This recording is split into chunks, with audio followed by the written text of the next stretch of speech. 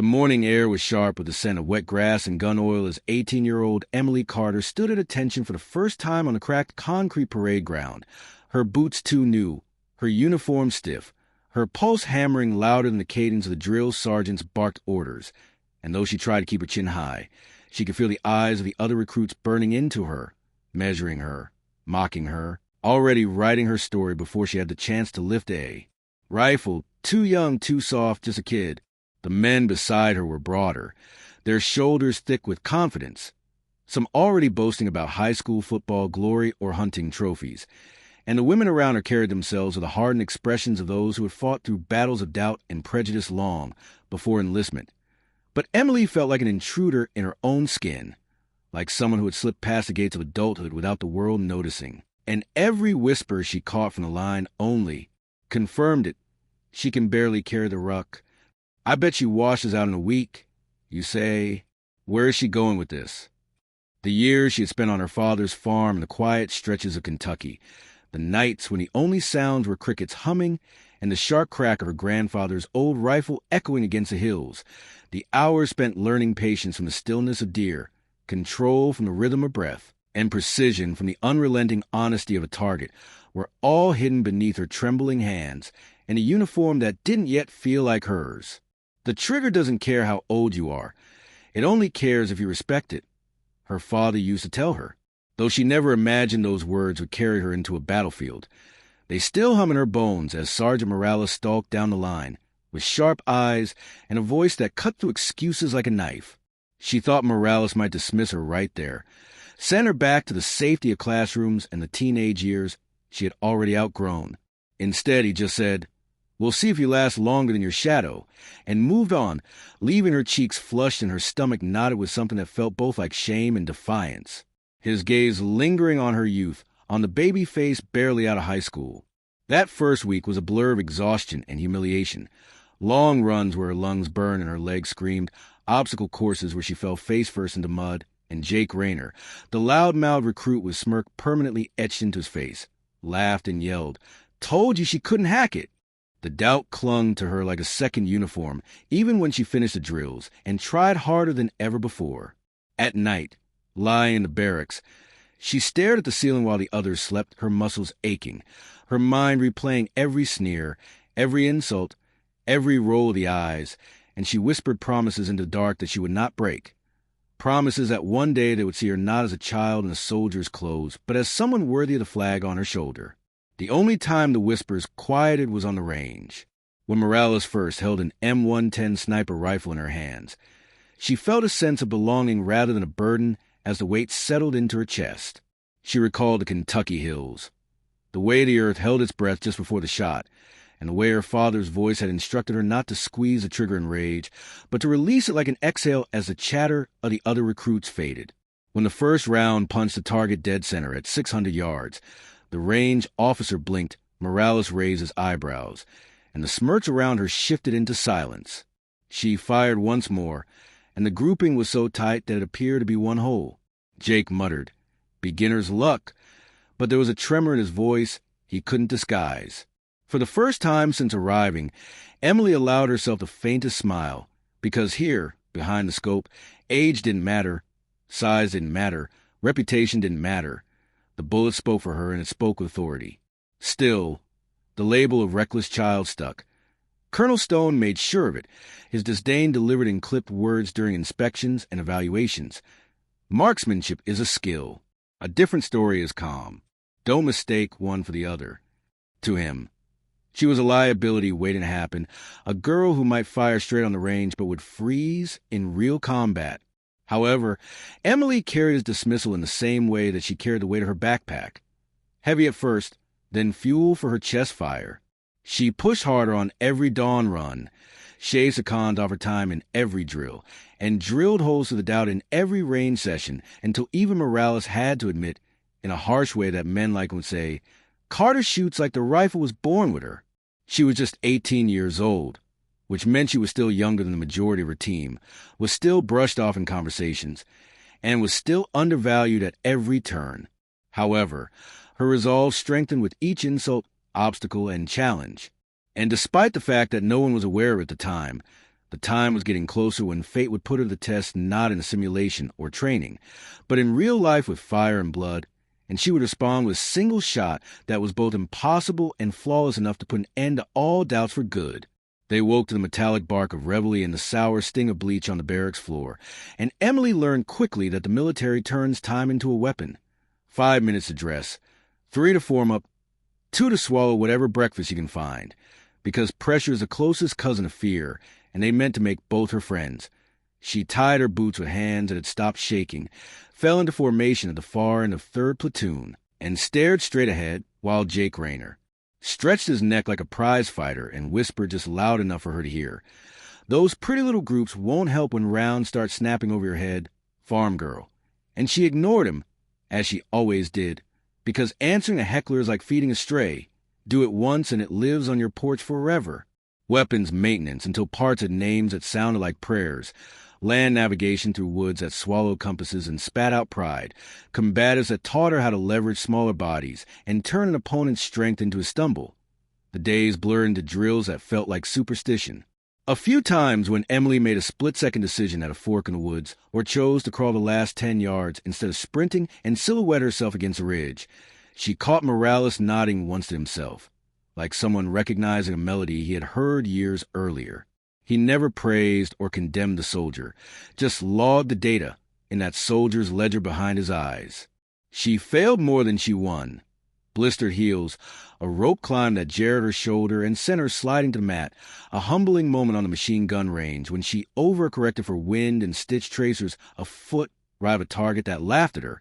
But each failure tightened something useful inside her rather than loosening it, and by the end of the 2nd month the platoon stopped saying the kid like a punchline and started saying Carter like a fact.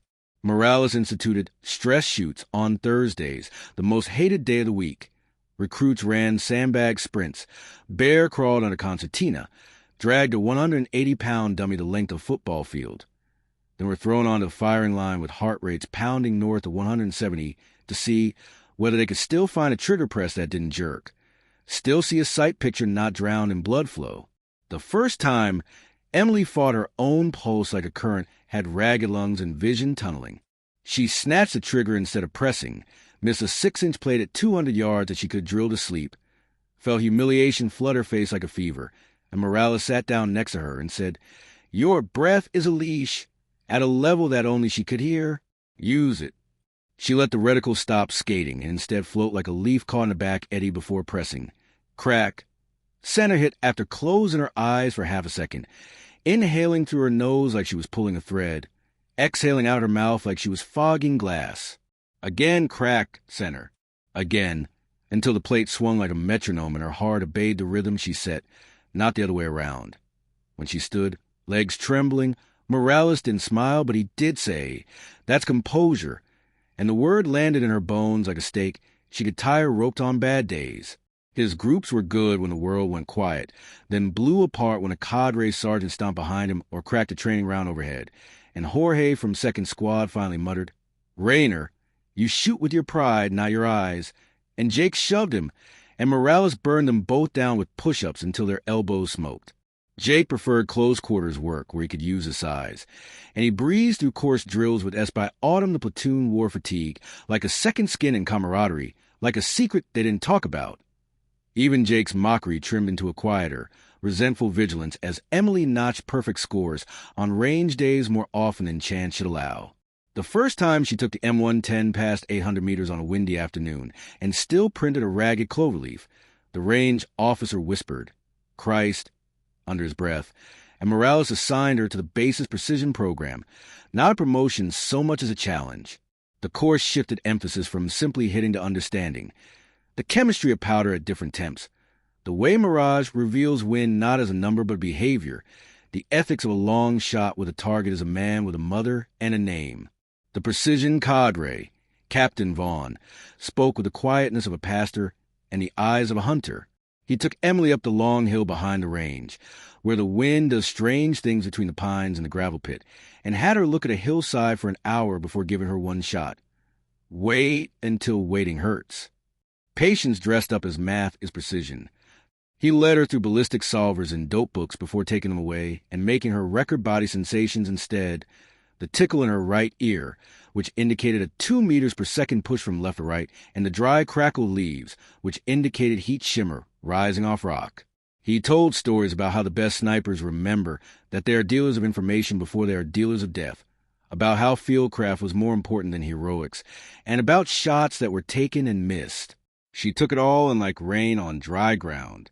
The shipment followed. You find out what you are when a C-17's ramp yawns to desert heat that punches a wet breath out of your lungs. The country they trained to pronounce without ever seeing steam before them in flat beige and jagged brown. And the air on the tarmac had that metallic tang that promises a season of sand in your teeth.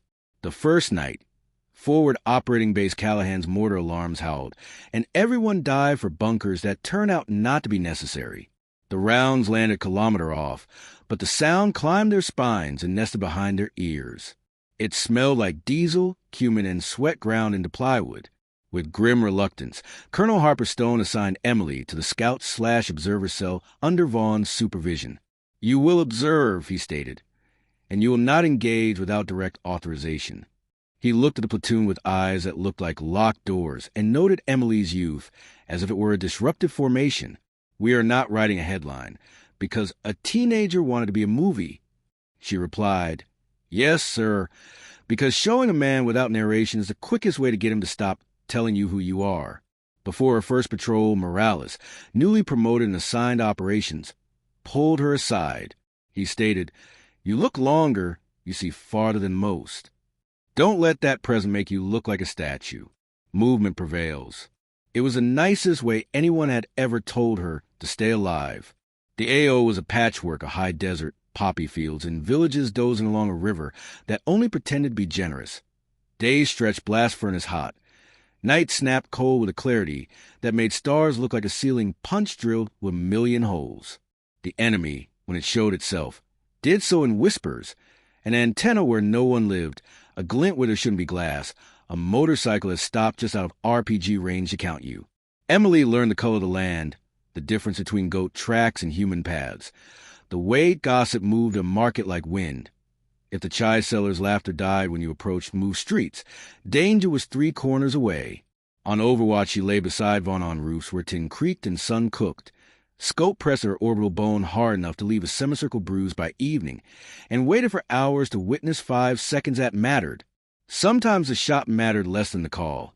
She caught a teenager planting wires under a culvert and talked to patrol around it, defused death with a sentence and a map. She flagged a man in a crisp white dish dasher, whose hands moved wrong for a civilian, and later they collected him and found a sat phone and 2 extra SIMs. She logged vehicle plates and cigarette brands and the way one courier favored his left knee, and slowly the intelligence web thickened into something the unit could actually pull. When they came face to face in the TOC, Jake asked, "Seen any deer in your glass lately?" as he simmered on line squads and put in hard work that he didn't admire because no one praised it.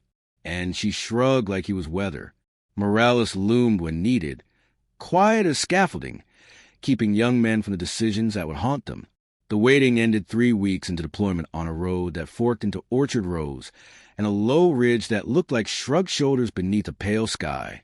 The mission brief was standard: secure a civil affairs meeting with village elders, show presence, keep routes open. Boring as a prayer out there. Boredom means you get to be embarrassed later for how jittery you were. But boredom, like peace, is a delicate thing. A schoolhouse with a roof line that provided just enough height to see and just enough cover to lure Emily's 2-person team took command of the main approach as they rolled at dawn, wraps heavy and confident. She scanned the ridge first because ridges are nature's rifle benches and the enemy's favorite pew. Heat shimmer, already built at ankle height, a trickster that makes mirage pools and phantom men. For an hour she saw nothing but goats and a boy in a Liverpool jersey who stared at the convoy like it was a movie he'd seen twice already, and then the world cracked. A single supersonic snap over the convoy lane that you don't hear so much as feel, a smack in the armor that woke everyone's nerves, followed by a tighter, meaner second shot that punched through a windshield and took Specialist Donner's helmet clean off without touching his skull, a miracle that left him gasping and sobbing in the same breath. "Get in touch, sniper," someone yelled, which is like telling a condemned man he's in a prison. Obvious and not useful. The radio exploded with contradictory orders, with Morales responding with smoke and dispersal in a low, controlled voice while Stone demanded that no one move. Another round. This one found Sergeant Patel's shoulder seam as he reached for a drag bag, spun him to the asphalt, blood bright and wrong in the morning light. The gunners of the convoys hosed the ridge with .50 caliber ammunition, like they were mowing anger. But anger rarely achieves its goals, and bullets cannot kill mirage. The bird lure shiny can and the too perfect blank that asks you to commit to an empty hole were both ignored as Elena's scope slid across the ridge in the same slow, methodical manner that a finger hunts for a splinter. Vaughn muttered wind calls like a metronome. 3 left to right, now 2, mirage flattening. She shifted focus to the orchard rows, not the ridge, because a good shooter rarely nests where you're supposed to look. Instead, he angles his lanes through unpredictable windows. A glint flickered a heartbeat, glass not from a scope, but from sweat on a knuckle, then vanished. She turned 5 millimeters to the left, looked low, and saw it. A soft, dark shape inside a broken brick lattice.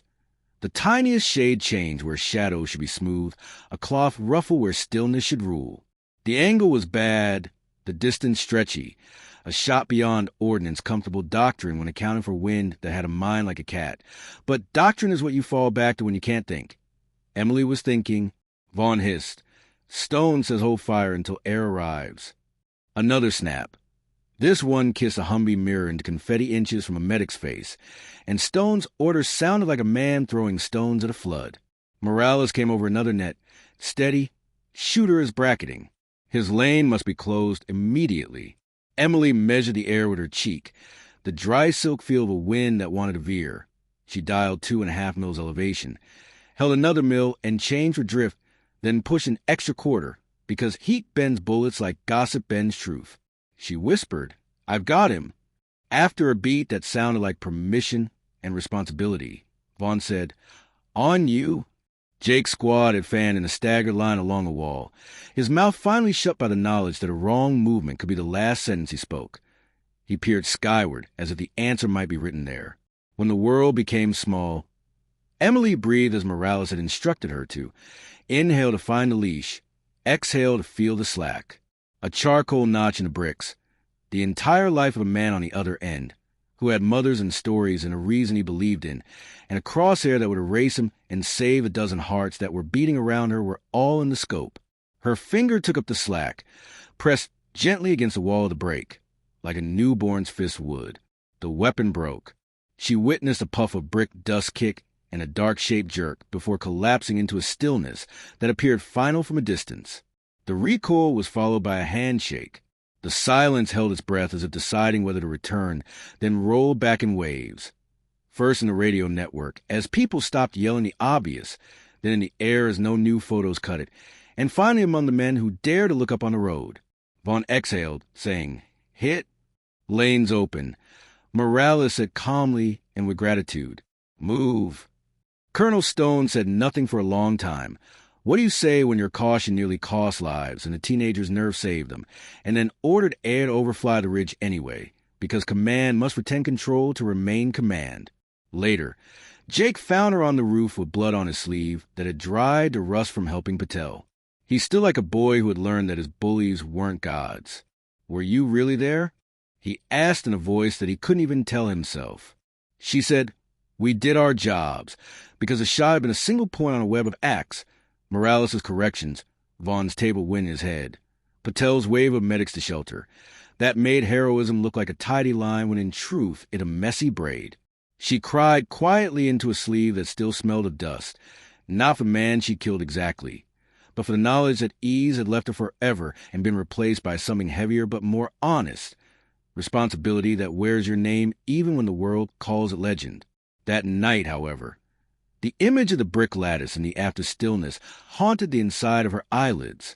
The cheers of Odette hadn't finished echoing when a fresh supersonic crack stitched the air, meaner and closer, and a puff of dust leapt from the asphalt between 2 medics, too tight, too clean to be random, turned the rooftop relief beside Emily back into ice. The ridge sniper she dropped had been the decoy, the bait, and the real threat was farther out, colder, patient enough to let celebration pull heads up. Vaughn swore once under his breath. Counter-sniper, And the word didn't change. The math.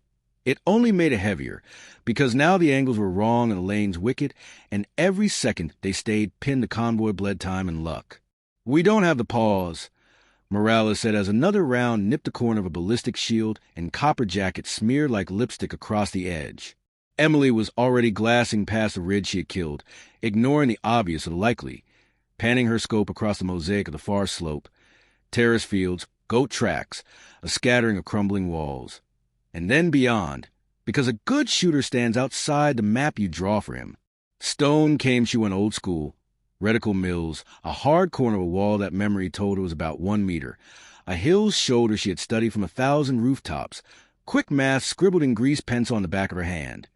Distance not holy but honest, because a mirage was bad at that distance, and the laser rangefinder blinked to life and died in the same breath. Battery heat stroke. 2 clicks plus change, she murmured, and Vaughn's inhale said he knew what that meant. A shot that lived outside their doctrine, unless your doctrine was don't let people die when you can stop it. He slid the long gun they had brought for days like stories. .300 Win mag. Glass that could read a date off a coin if you gave it light. A rifle that didn't forgive lies. Inside the drag bag, wrapped in oilcloth, forward without ceremony. He said, "You're steadier." Not to compliment her, but to assess her skill. Another round cracked and clipped a side mirror into glitter that rained on a private's shoulders. The medic dragged Patel behind an engine block, lips moving fast, and Jake Rayner, for once without thunder, crawled a radio to a better angle and held it with fingers that shook but did not drop. Vaughn read wind like organ music. 5 left or right at our gun. 3 at the trees beyond. Watched the flags on those poplars. Now it's quartering, while she milled a broken archway on the far slope and felt the number settle in her bones. 1900 plus. Called 2000 because honesty is more dangerous than hope. Emily built a position with a folded drag bag and 2 bricks. Made the rifle a part of the roof and the stone says hold. It was relayed by Vaughn because channels are rails that must be used even when the train is on fire. "Stone can hold the weather," Emily said, soft, and the edge in her voice made Vaughn's mouth twitch. Permission granted, responsibility shared. She stripped a glove and wet a finger in her mouth. Cheap wind meter.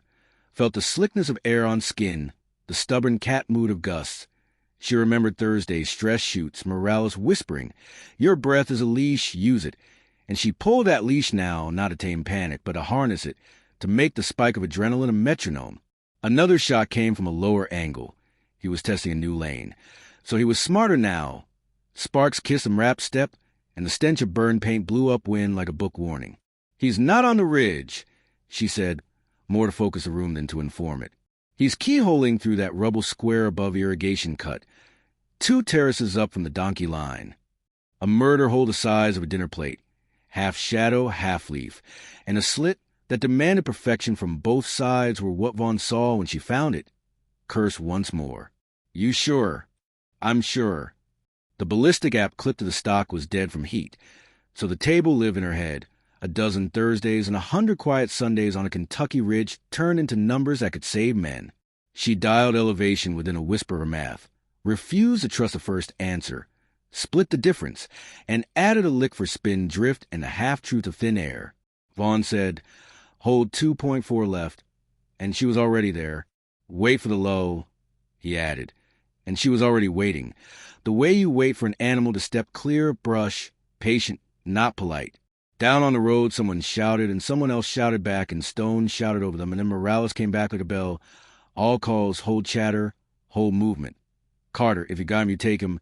And he used carried weight he didn't give lightly, the kind that anchors a person when the world wants to slide. When Emily exhaled, the crosshair stopped swimming long enough to show her the ghost that was inside the hole, a sliver of a man's cheek, a flicker of glass, and the barely discernible beat of a man's breath. She took up the trigger like closing a door against weather and pressed to the wall with a gentleness she had trained into bone. The rifle bucked and came home, and the world waited between heartbeats. Then a dust halo coughed out the rubble square, and a dark shape folded sideways, in exactly the way bodies do when Willis left them. After a shot like that, silence is not still. Rather, it is an explosion of absence, a space into which people pour their relief, terror, and awe, and it comes in waves to the net, the road, and the roof. Vaughn didn't cheer. He said only, impact. but his voice shook like a man's who had seen a cathedral stand after an earthquake. Morales. The sniper was defeated. The convoy responded. Move, move, moving first slowly but then rapidly, like an animal emerging from a trap. Stone said nothing until he commanded words again, then spoke them like paperwork could erase the miracle. Jake crawled up to the parapet later. Streaked with dust, helmet askew, eyes wide the way boys' eyes get when a story they thought was theirs shrinks to a paragraph inside someone else's book. 2,000? He whispered, as if the number itself might spook what they had done. Emily didn't say anything because she was looking through the glass at the far slope, not to admire her work, but to make sure it was done right. No twitch, no second silhouette, and no recovery team sneaking in the seam. On the radio, distant chatter from air assets finally arriving described circling where the problem used to be. Life is always late to its own emergencies. Vaughn looked at the dope she had written on her hand, the brick-filled bullet crater, and her face before once nodding in a quiet that was louder than a salute.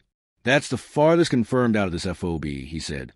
But what he meant was, that shot will outlive anecdotes. With the rooftop heat pressing into her shoulder blades and the stock print stamping into her cheek, like a seal, Emily rolled onto her back and allowed her body to shake now that it was safe to do so. Somewhere a child in a Liverpool jersey had recorded a sliver of sky where nothing visible happened, and would later tell friends he saw a war folding on itself. Down below, Patel was sitting up, woozy but alive. The medic taped a pressure bandage and grinned through grit. Morales didn't smile when he saw Emily from the road, but he did lift 2 fingers off the hood to show his appreciation, the language of people who don't have time for speeches. Stone finally ended with a tone that was ground flat. Good shot. This translated to mean that the story had gotten out of his control, and he needed to catch up. For Emily, the surprise wasn't that the bullet found the hole. It was that in the instant before it landed, fear and focus braided into one thing she recognized as who she really was.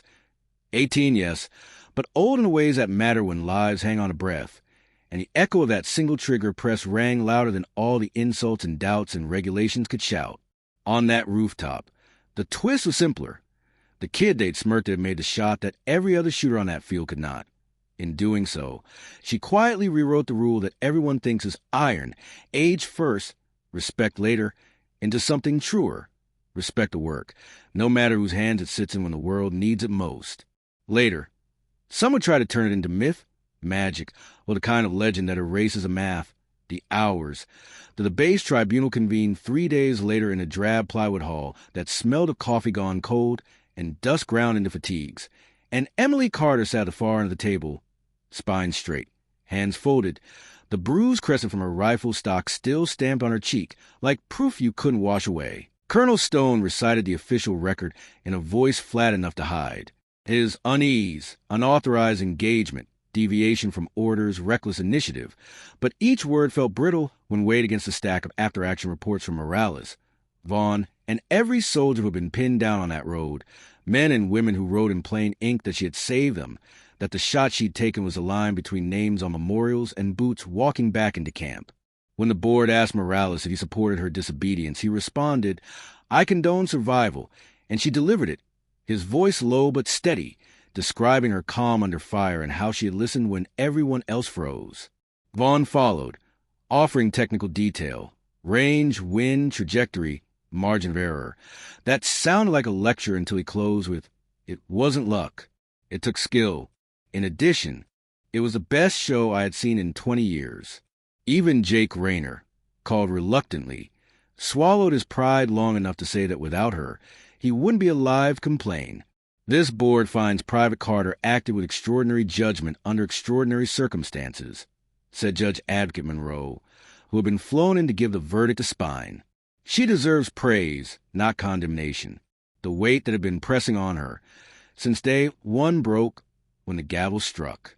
Outside, the wind of the desert was blowing sand across the parade ground, where soldiers were gathered in something rougher and truer, a circle of shoulders clapping, murmuring thanks, and eyes that finally saw her. Patel told her he would buy her a drink when they rotated back to the States, arm in sling, grinning through the pain. She was briefly pulled into a fatherly half-embrace by Morales after he gave her a handshake that said more than rank could. The kind of nod that binds you to a family is Vaughn's simple nod. Even Stone, stiff as ever, stopped to say, "You understand this will follow you for the rest of your career." When he looked at her, she said, "So were the men I saved," but he didn't respond. That night, back in the barracks, she wrote a letter to her father on lined notebook paper, the kind soldier scavenge, telling him not about the shot, not about the legend that was already being whispered across the base, but about the silence before it. The breath she held, the patience, the way everything she had learned in Kentucky fields with his old rifle had carried her through. She wrote, "They'll remember the bullet, but I'll remember the stillness, because I discovered who I was there." She folded it, tucked it into an envelope, and sat for a long time with the pen in her hand, staring out at the desert stars. She was only 18 at the time, but the world would never look at her as a kid again.